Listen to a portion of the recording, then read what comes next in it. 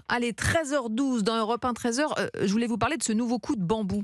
Après l'électricité, les assurances, une hausse de plus dans notre budget cette année. Cette fois, c'est le prix des mutuelles santé qui va flamber. Et Margot Faudéré, l'addition sera plus salée que prévu. Oui, cette année, les tarifs des mutuelles ne vont pas augmenter de 8% en moyenne, comme l'avait estimé la mutuelle française en décembre, mais de 10% selon l'UFC Que Choisir.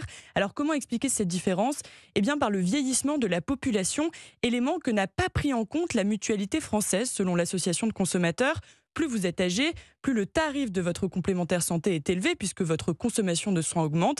Et mécaniquement, comme la moyenne d'âge augmente en France, les tarifs moyens des mutuelles augmentent aussi, en particulier pour les retraités, explique Maria Roupstova, chargée de mission santé à l'UFC Que Choisir. Parmi les pires cas qu'on a relevés, c'est une hausse de 60 € par mois des cotisations pour un couple de retraités, ce qui correspond à 720 € en 2024 de plus qu'en 2023. Alors, au-delà de cette différence de méthodologie, deux facteurs expliquent la hausse des tarifs des mutuelles selon l'association.